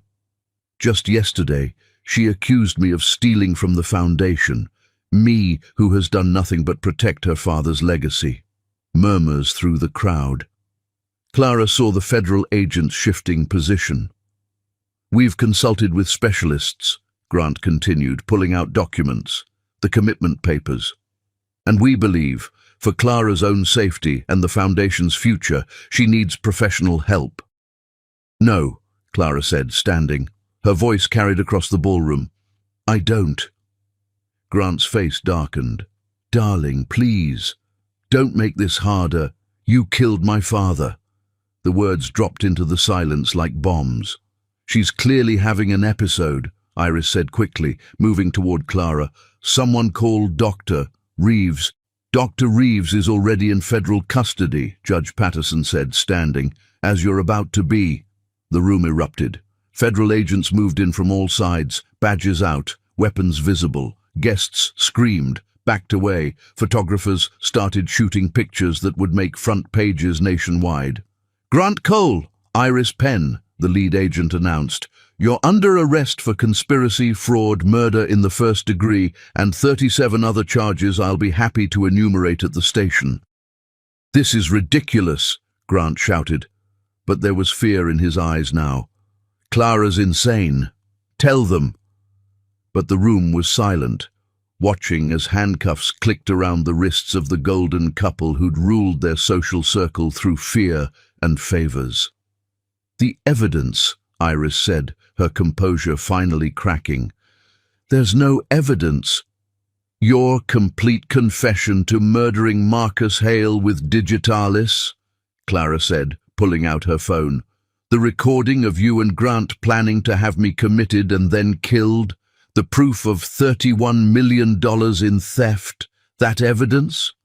She played the recording, Grant and Iris's voices filling the ballroom, confessing to everything. The crowd gasped, some people backing away from Iris and Grant as if murder might be contagious. "Reed," Grant said suddenly. "Where's Reed?" "My son is safe," Clara said. "And he's not your son. You were never his father. You were just the man who happened to live in our house while plotting to kill us." As the agents led Grant and Iris away, Iris turned back, her perfect face twisted with rage. "You stupid little girl, you think you've won? You have no idea how to run the foundation, how to manage that money. You'll lose everything within a year." "No," Clara said, her voice carrying the strength of 25 years of suppressed rage finally released. "I'll build something beautiful, the way my father intended, the way my mother would have wanted, and you'll watch from prison as I erase every trace of you from our lives." The agents dragged them out, Grant shouting about lawyers, Iris maintaining her cold silence. The ballroom stood frozen, then erupted in chaos, people calling lawyers, reporters rushing to file stories, society matrons fainting or pretending to. Clara stood in the center of it all, finally free. Morrison appeared at her elbow. "Brilliantly done." "Where's Reed?" "Safe. Benjamin has him. They're watching on the news." Clara pulled out her phone, called Benjamin. He answered immediately. "Mom!" Reed's voice, bright with joy. "We saw everything. You were amazing." "Are you okay, baby?" "I'm better than okay. We're free, Mom. We're finally free." After the police left, after the guests dispersed, after the reporters were ushered out, Clara stood alone in the empty ballroom. The decorations looked garish now, like costume jewelry on a corpse. She opened Reed's envelope, reading his careful handwriting. "Mom, they tried to break you when you were 4. They tried to bury you when you were 18. They tried to erase you at 29. But you're still here, still standing, still fighting. Grandpa would be so proud. I'm proud. You're not just my mum. You're my hero. Love, Reed." Clara pressed the letter to her chest and cried, not tears of sadness, but of release, of victory, of finally being able to breathe after 25 years of suffocation. Tomorrow would bring lawyers, paperwork, rebuilding. But tonight, she was free. Chapter 7. The Art of Memory. 2 weeks after the arrests, Clara stood in the main gallery of the Museum of Natural History, watching her vision come to life. The exhibition was called Touch the Sky, a sensory journey, and it was unlike anything the museum had ever hosted. She hadn't meant to fall in love with Benjamin Hartley. She'd meant to survive, to save her son, to reclaim her inheritance. Love was a luxury she couldn't afford, a risk she wouldn't take. But Benjamin had done something no one else had ever done. He'd seen her, not as a victim to save or a problem to solve, but as a woman who'd been sleeping for 25 years and was finally waking up. It had started with tea. The morning after the gala, after the arrests had made every newspaper in New York, after Reed had finally fallen asleep in his own bed without fear for the first time in his life, Benjamin had appeared at her door with tea and croissants. "You don't have coffee," he'd said simply, "and you hate Grant's Colombian roast. I thought you might want to choose your own breakfast for once." Such a small thing, but Clara had stood in her doorway, looking at this man who'd noticed what she drank, who'd paid attention to her preferences instead of telling her what they should be, and felt something crack open in her chest. Now, 2 weeks later, she stood beside him as he ran his fingers over one of the exhibition pieces, a bronze sculpture meant to be touched, its surface telling a story through texture rather than sight. "You did this for him," Reed said, appearing beside them with his notebook, ever present. "For Benjamin." "Reed, it's okay, Mom. It's good." Her son studied Benjamin with those eyes that missed nothing. "He sees differently, like you learned to see differently." It was true. Benjamin had shared during one of their late-night evidence sessions that he was losing his sight. Macular degeneration, slow but inevitable. In 10 years, maybe less, he'd be blind. "It's why I notice everything now," he'd told her. "Every detail, every color, every expression. I'm storing them up." Clara had created this exhibition partly for him, partly for herself, a way to experience beauty beyond the visual, to understand that there were different ways of seeing, but also, though she wouldn't admit it aloud, to show him something, that she saw him too. "The opening's tomorrow," she said, watching Benjamin explore the sculpture. "The foundation board isn't happy. They wanted a traditional fundraiser." "The foundation board can adjust," Morrison said, entering the gallery with his usual perfect timing. "Half of them are under investigation for taking bribes from Grant anyway." The old lawyer had become a constant presence, helping Clara navigate the legal complexities of reclaiming her inheritance. $31 million had been recovered so far, with more hidden in offshore accounts they were still tracing. "Any news on the trial date?" Benjamin asked. "Spring. Grant's lawyers are trying to separate his trial from Iris's, claim he was manipulated by her." Morrison snorted. "As if anyone would believe Grant Cole could be manipulated by anyone." "He was, though," Clara said quietly. "Just not the way he thinks. Iris played him perfectly, let him believe he was the mastermind while she pulled the strings. He still doesn't realize she would have eliminated him eventually too." They moved through the gallery, Reed documenting everything with his phone, already planning improvements for the educational components. He'd thrown himself into the foundation's work with the same intensity he'd brought to gathering evidence, as if helping others could somehow balance the scales of what had been done to them. "I have something to tell you all," Benjamin said suddenly, stopping beside a wall of textured panels that told the story of Marcus Hale's rise from poverty to fortune. "I've been offered a position. FBI Financial Crimes Division. They were impressed by the work on your case." Clara's heart stopped. That's wonderful." "It's in Washington." The words hung in the air like a curse. "When?" Reed asked, his voice smaller than usual. "They want me to start next month." Clara forced herself to smile, to be happy for him, to not show how the thought of him leaving made her chest feel hollow. "You should take it. It's an incredible opportunity." Benjamin looked at her with those green eyes that saw everything. "Is it?" Before Clara could answer, her phone rang. Iris's lawyer. "Mrs. Cole, your stepmother is requesting a meeting. She says she has information about your father that you need to know." "Tell her no." "She says it's about your mother. Your biological mother." Clara's hand tightened on the phone. Her mother had died when she was 4. Cancer, her father had always said. But what if, like everything else, that had been a lie? "Tomorrow," she heard herself say, "after the exhibition opening. Rikers Island, 1 hour, supervised." She hung up to find everyone staring at her. "You don't have to see her," Morrison said. "Yes, I do." Clara looked at Reed. "We need to know everything, even the ugly parts." That night, Clara couldn't sleep.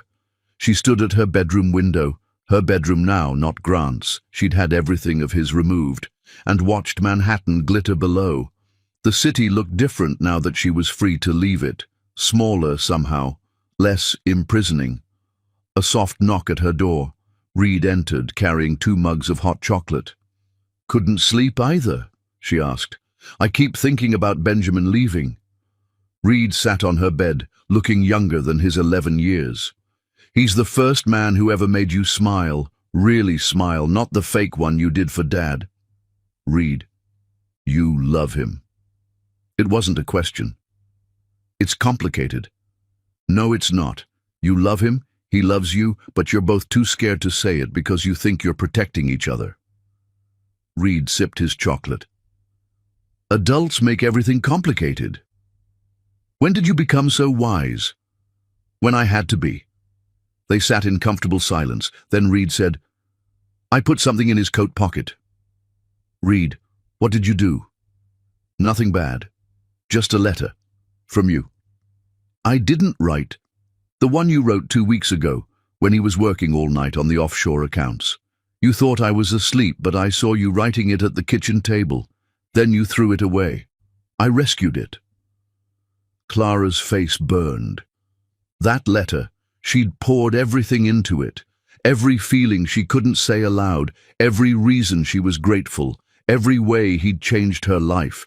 She'd thrown it away because it was too much, too honest, too dangerous. "Reed Cole." "Reed Hale," he corrected. "I'm changing my name back to Grandpa's, and you needed him to read it, Mom. You needed to stop being scared." The next evening, the exhibition opening was a triumph. The gallery filled with people experiencing art through touch, sound, smell, and taste. Children laughed as they explored texture walls. Elderly patrons cried as they heard their memories transformed into music. It was everything Clara had envisioned. Art as connection rather than observation. Benjamin hadn't come. Clara told herself it didn't matter, that his absence didn't leave a void in the center of the celebration. She smiled, gave speeches, accepted congratulations, all while scanning the crowd for sandy hair and green eyes. "He'll come," Reed said, appearing at her elbow with that supernatural ability to read her thoughts. But as the evening wound down, as the guests departed and the gallery emptied, Benjamin still hadn't appeared. Clara was helping the staff close when Morrison appeared, slightly out of breath. "Rikers," he said. "Now, Iris is being transferred to federal custody in the morning. This is your only chance." The ride to Rikers Island was silent, Reed beside her, Morrison in the front seat. The prison loomed against the night sky, all concrete and razor wire, a place where beauty went to die. Iris sat behind reinforced glass, wearing orange that made her skin look sallow. Without her perfect makeup, designer clothes and careful lighting, she looked like what she was, a middle-aged woman who'd built her life on other people's graves. "Clara," she said, her voice still carrying that honeyed poison, "you came. You said you had information about my mother." "I do." Iris leaned forward. "She didn't die of cancer." Clara's blood chilled. "Your father had her committed. Postpartum psychosis, they called it. But really, she'd discovered his affairs. Multiple women, some barely legal. She threatened to leave to take you, so he had her locked away." "You're lying." "Roosevelt Hospital, psychiatric ward, 1999 to 2000. She died there. Suicide, officially, though the orderlies said she was getting better, talking about fighting for custody." Iris smiled, cold and sharp. "Your precious father, the St. Marcus Hale, drove your mother to madness and death because she inconvenienced him." Clara couldn't breathe. "Why should I believe you?" "Because I kept the records, insurance in case Marcus ever turned on me. They're in a safety deposit box at Chase, under your mother's maiden name. Box 472. Iris sat back. "I thought you should know what kind of man your father really was. He and I were more alike than you want to believe." "No," Reed said suddenly, his young voice cutting through the glass. "Grandpa made mistakes, terrible ones, but he loved Mom. He tried to protect her. You only knew how to destroy." Iris looked at Reed, really looked at him, and for a moment Clara saw something flicker in her stepmother's eyes. Regret, perhaps, or recognition. "You're right," Iris said quietly. "I only knew how to destroy. It's all anyone ever taught me." She looked at Clara. "Your mother's name was Amelia. She loved you. Everything else I told you about her was true. She did sing to you, did call you her little star. She loved you until they took her away." The guard announced time was up. As Clara stood to leave, Iris called out, "Clara, don't become me. Don't let bitterness be your inheritance. Outside the prison, Clara stood in the parking lot, gulping cold air, trying to process everything. Her father, her hero, had been deeply flawed. Her mother had been a victim too. Nothing was simple. Nothing was clean. "Mom!" Reed touched her arm. "I'm okay." "No, Mom, look." Benjamin stood by their car, holding a bouquet of white roses, her mother's favorite, though he couldn't have known that. He looked uncertain, vulnerable in a way she'd never seen. "I read your letter," he said simply. Clara's heart hammered against her ribs. "Reed shouldn't have." "I'm glad he did." Benjamin stepped closer. "I've been in love with you since you walked into my office, terrified but determined, ready to fight for your son and yourself. I didn't want to say anything because you needed a friend, not another complication. But that letter—" "What letter?" Morrison asked, confused. "The one where Mom said she loves him and wants him to stay, and that he makes her feel like the world has colors again," Reed supplied helpfully. "Reed!" "What? It's true." Benjamin laughed, soft and surprised. "Is it?" Clara looked at this man who'd saved them, who'd seen her at her worst, and still looked at her like she was something precious, who was willing to walk away to protect her from another complication. "Yes," she said, "it's true." He kissed her then, there in the parking lot of Rikers Island, with the city lights glittering across the water, and Reed cheering and Morrison muttering about young people and their timing. It wasn't a fairy tale kiss. It was better. It was real, complicated, imperfect, and absolutely right. "Stay," Clara whispered against his lips. "Please stay." "I already turned down the FBI job," Benjamin admitted. "This afternoon I couldn't leave, not when everything I want is here." "Gross," Reed said, but he was smiling. But also, finally. As they drove back to Manhattan, Clara held Benjamin's hand in the back seat, while Reed peppered Morrison with questions about the legal precedents for recovering assets hidden in safety deposit boxes. The city flowed past, alive with possibility. Tomorrow she would retrieve her mother's records, would learn the full truth about her parents, would continue rebuilding the foundation into something worthy. There would be pain in those discoveries, complications, difficult truths. But tonight, she was a woman who'd been kissed in a prison parking lot by a man who saw her truly, whose son was safe and brilliant and free, whose life was finally her own to shape. It wasn't the ending she'd imagined when she was 4, newly motherless, or 18, newly trapped. It was better. It was real. Chapter 8. The trial begins. The New York County Courthouse stood like a fortress of justice against the March sky, its columns catching the weak spring sunlight. Clara climbed its steps with Reed on one side and Benjamin on the other, their presence steadying her against the crowd of reporters shouting questions. "Mrs. Cole, how does it feel to face your husband in court? Clara, is it true Iris Penn killed 3 husbands? Will Reed testify against his father?" Benjamin's hand found the small of her back, guiding her through the chaos. "Straight ahead. Don't engage." Inside, the courthouse hummed with anticipation. The trial of Grant Cole and Iris Penn had become the most watched case in New York, a story of greed and betrayal that tabloids couldn't resist. Society murder, the Post had called it. The Black Widow of the Upper East Side, according to the Times. Courtroom 318 was packed. Clara recognized half of Manhattan's elite, come to watch the fall of 2 of their own. Or perhaps, she thought cynically, to ensure their own secrets weren't exposed in the process. Grant sat at the defense table, his silver hair still perfect, his suit immaculate. Prison hadn't diminished his arrogance. If anything, it had crystallized it into something harder, more dangerous.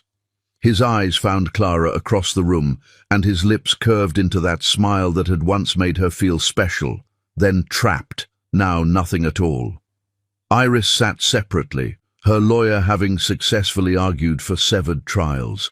She wore a conservative navy dress, her hair pulled back, playing the role of wronged widow rather than black widow. But Clara saw the calculation in every gesture, the performance in every expression. All rise for the Honourable Judge Patricia Williams.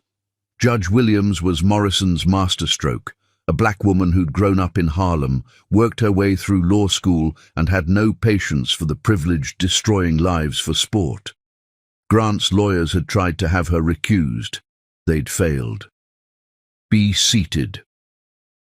Judge Williams surveyed the courtroom with sharp eyes.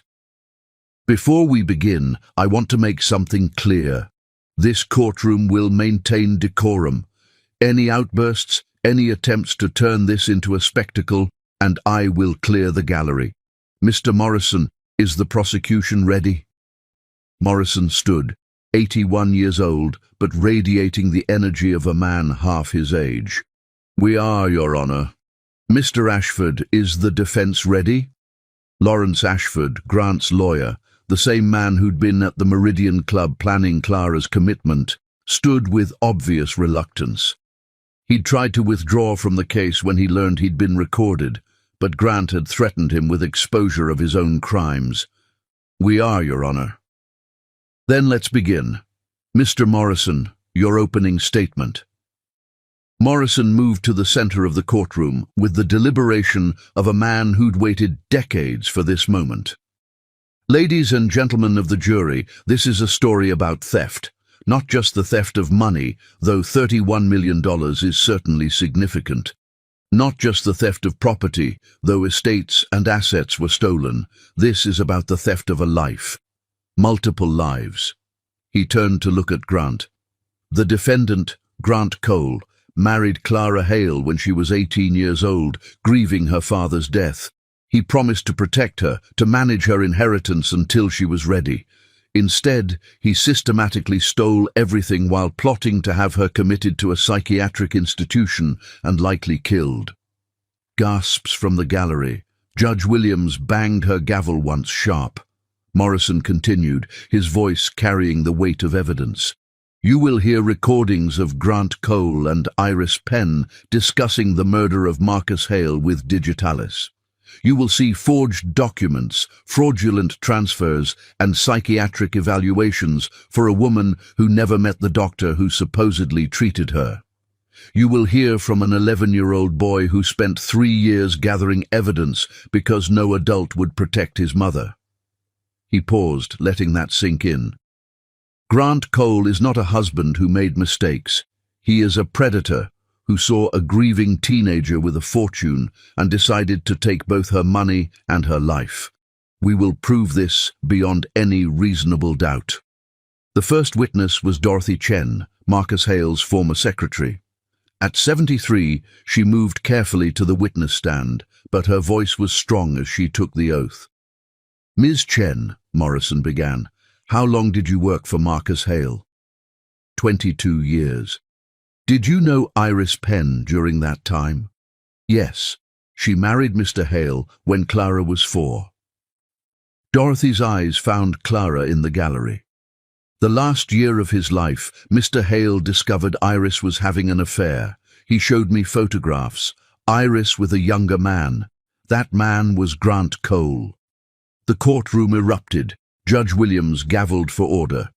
Mr. Hale was planning to divorce Iris and change his will. He died 2 weeks later. Morrison introduced the appointment book into evidence, then played a recording Dorothy had made of Marcus's last phone call to her. Marcus Hale's voice filled the courtroom, warm and worried. Dorothy, if anything happens to me, protect Clara. Iris is poison, and I think she knows I'm leaving her. Promise me you'll protect my daughter. Clara closed her eyes, hearing her father's voice after all these years. Reed's hand found hers, squeezing tight. But it was the second day that destroyed Grant's defense. The prosecution calls Reed Hale to the stand. Reed walked to the witness stand with remarkable composure for an 11-year-old. He wore his school uniform, looking young and vulnerable, but his eyes were steady as he took the oath.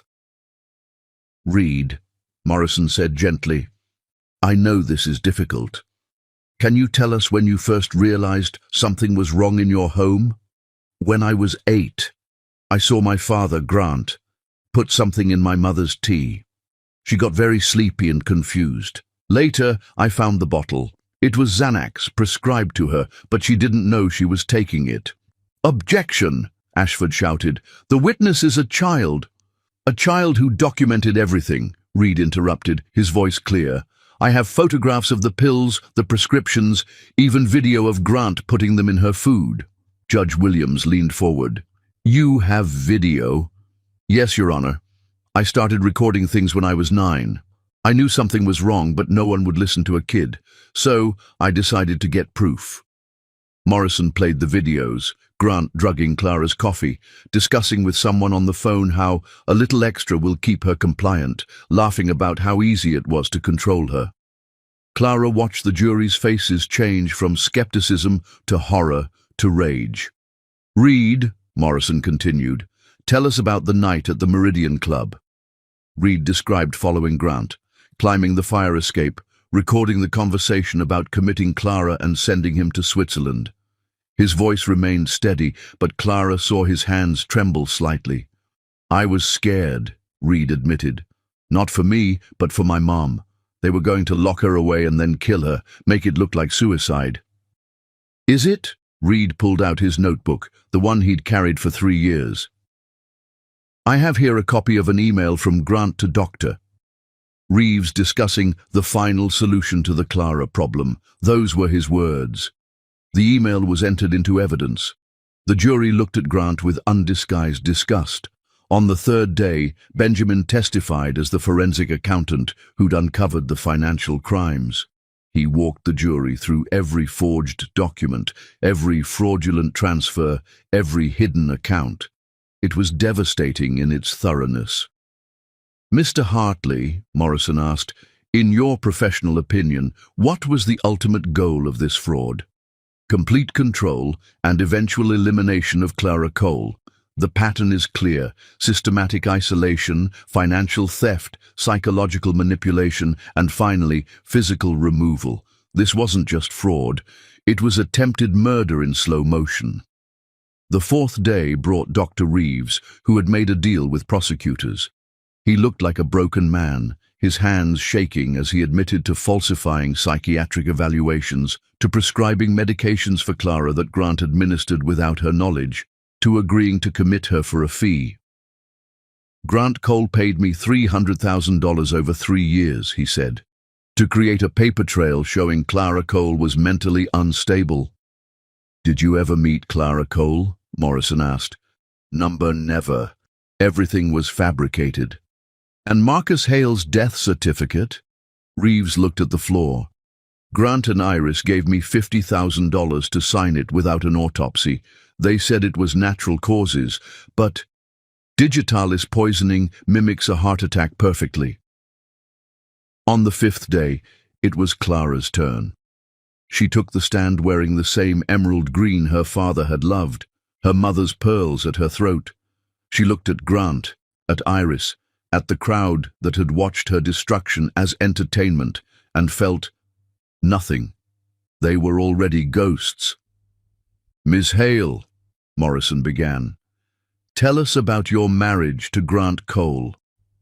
Clara spoke for 2 hours, about being 18 and grieving, about Iris's manipulation, about 11 years of controlled doses and controlled bank accounts and controlled movements, about discovering the truth, about Reed's courage, about reclaiming her life.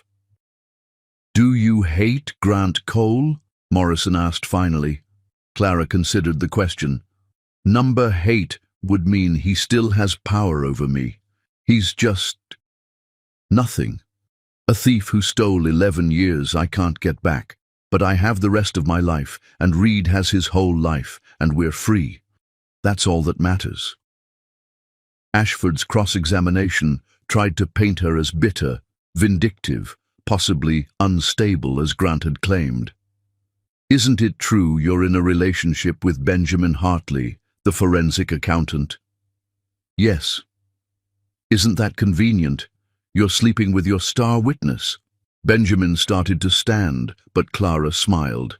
"Mr. Ashford, I spent 11 years with a man who drugged me, stole from me, and planned to kill me. Benjamin Hartley helped save my life, treated my son with respect, and has never once told me what to think or feel or drink or wear. If that's convenient, then yes, it's very convenient to be with someone who sees me as a human being rather than a bank account with a pulse." The gallery erupted in applause before Judge Williams could gavel for order. The jury deliberated for exactly 3 hours. On the count of murder in the first degree, we find the defendant, Grant Cole, guilty. On the count of conspiracy to commit murder, guilty. On the count of fraud exceeding $10 million, guilty. The verdicts continued for 20 minutes, guilty on all 37 counts. Grant's face never changed expression, as if he couldn't quite believe that his perfect plan had failed, that an 11-year-old boy and a woman he'd deemed broken had destroyed him. As the bailiffs led him away, he looked at Clara one last time. "You'll fail without me. You don't know how to manage that money." "Watch me," Clara said. Outside the courthouse, Manhattan had never looked more beautiful. Cherry blossoms were beginning to bloom in City Hall Park, and the air held the promise of spring. "Mom," Reed said, "we won." "Yes, baby, we won." Benjamin's arm came around her shoulders, solid and warm and real. "What now?" Clara looked at her son, at the man she loved, at the city that had been her prison and was now her kingdom. "Now we live, and next month we finish this with Iris." Chapter 9. Reed's testimony at Iris's trial. The morning Reed Hale was to testify at Iris Penn's trial, Manhattan woke to an unseasonable April snow, as if nature itself wanted to blanket the ugly truths about to be revealed in white. Clara stood at Reed's bedroom door, watching him knot his tie with the precision of someone 3 times his age. He'd grown 2 inches since Grant's conviction, as if removing that weight had literally allowed him to expand. "You don't have to do this," she said for the 100th time. Reed's hands never paused. "Yes, I do. Iris killed Grandpa. She destroyed you for 25 years. Someone needs to tell the truth about what she is." Benjamin appeared in the doorway with coffee and hot chocolate. In the month since Grant's conviction, he'd essentially moved in, though they maintained the fiction of his own apartment. Reed had already started calling him Ben, though never Dad. That word had been poisoned beyond redemption. "The car's here," Benjamin said. "Morrison's already at the courthouse. He says Iris's lawyer is planning something." "Let them plan," Reed said, picking up his evidence notebook. The ride to the courthouse was quiet. Clara held Reed's hand while Benjamin drove, taking the long way to avoid the worst of the photographer gauntlet. But they were still waiting, dozens of them, shouting questions. "Mr. Hale! Reed!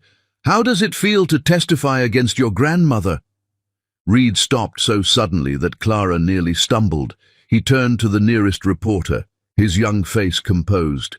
"She was never my grandmother. Grandmothers bake cookies and tell stories.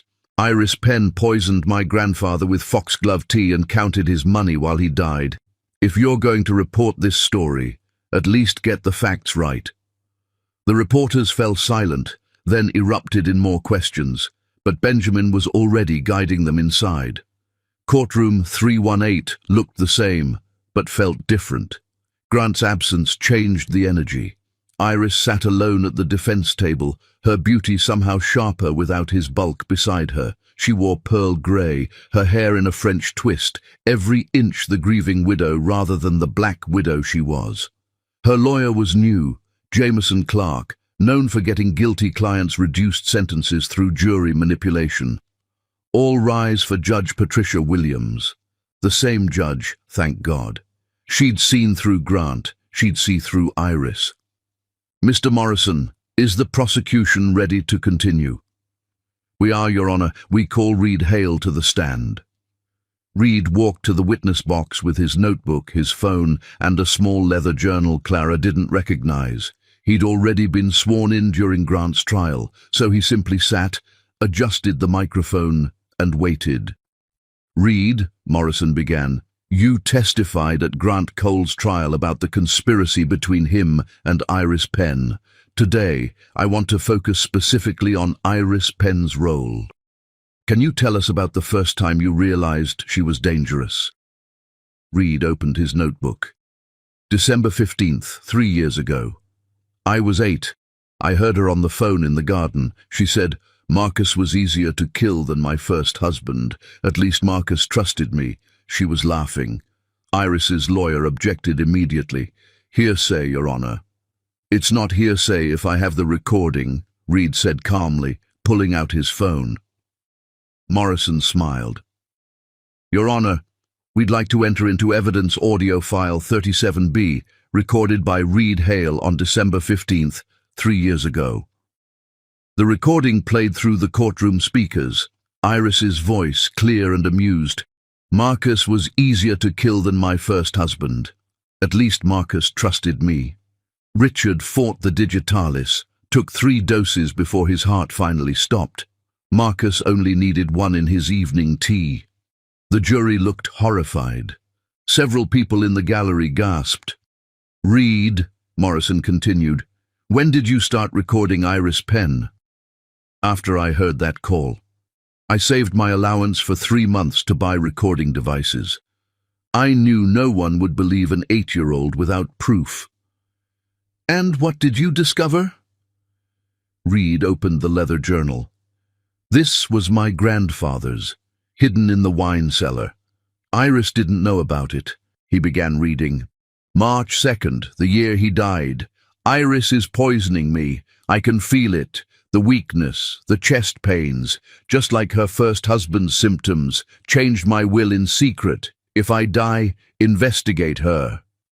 "Objection!" Clark was on his feet. "This journal hasn't been authenticated." "I can authenticate it," Dorothy Chen called from the gallery. "That's Marcus's handwriting. I saw it every day for 22 years. Judge Williams nodded. "I'll allow it." Reed continued reading entries, each more damning than the last. Marcus had discovered Iris's affair with Grant, her first husband's suspicious death, even evidence that she'd killed a boyfriend in college, made to look like a suicide. "She's a serial killer," Reed said simply. "She targets wealthy men, marries them, then kills them when she's secured the inheritance." "That's a serious accusation," Morrison said. "It's not an accusation. It's a pattern." Reed pulled out a chart he'd made. 4 dead men, all wealthy, all died of heart conditions within 2 years of marrying Iris Penn. Combined inherited wealth, approximately $73 million. The courtroom was silent. Clark's cross-examination was vicious, even for a defense attorney going after a child. "You hate Iris Penn, don't you?" "I don't hate her. I understand her." "What does that mean?" Reed looked directly at Iris. "She was broken young, like my mom. But instead of surviving it, she let it turn her into a monster. She decided that if the world hurt her, she'd hurt it back, one dead husband at a time. You're 11 years old. You can't possibly understand." "I understand murder," Reed interrupted. "I understand theft. I understand that she looked at my 4-year-old mother and saw another victim to create, another life to destroy. I understand that she would have killed my mother too, eventually, after she'd squeezed every penny from her." Clark tried another approach. "Your mother is in a relationship with Benjamin Hartley, correct?" "Yes." "And you like him?" "He's the first adult man in my life who's never lied to me." "Don't you want a father figure?" Reed laughed, sharp and bitter. "I had a father figure. He drugged my mother and plotted her murder. I had a grandfather figure, but Iris poisoned him when I was a baby. I don't need a father figure. I need adults who don't commit felonies." "No further questions," Clark said, defeated. Morrison stood for redirect. "Reed, one last question. What do you want to come from this trial?" Reed thought for a moment. "I want my grandfather to have justice. I want my mother to have peace. And I want Iris Penn to never hurt another family again." As Reed stepped down from the witness stand, he did something unexpected. He walked to the defense table and placed a photograph in front of Iris. Clara, at 4 years old, the day before Iris arrived, smiling and innocent. "That's who you destroyed," he said quietly. "A little girl who'd just lost her mother. I hope you see her face every day for the rest of your life." Iris, for the first time in either trial, showed real emotion. Her face crumpled, just for a moment, before the mask returned. But the jury had seen it. The crack in the facade, the glimpse of the monster beneath. The rest of the trial proceeded quickly. More evidence, more recordings, financial experts showing how Iris had systematically prepared to steal everything from Clara since the day she married Marcus. But it was Reed's testimony that the newspapers would quote, Reed's chart that would be reproduced in every article, Reed's quiet dignity that would be remembered. The verdict came on a Thursday afternoon. Guilty on all counts. Murder in the first degree, conspiracy, fraud, theft, life without parole. As the bailiffs led Iris away, she looked back at Clara and Reed. "I'm sorry," she said, and for once it might have been true. "I know," Clara replied, "but it doesn't change anything." Outside the courthouse, Reed stood between Clara and Benjamin, facing the wall of reporters. "Mr. Hale, how does it feel to have justice?" Reed considered the question. "It doesn't bring my grandfather back. It doesn't give my mother back 25 years of her life. It doesn't erase what they did, but it ends it. And ending it means we can begin." "Begin what?" Reed smiled, the first real smile any of them had seen from him in public. "Living. Just living." That night, Clara found Reed in his room, the evidence notebook finally closed, his charts and recordings packed away in boxes for the prosecutors to archive.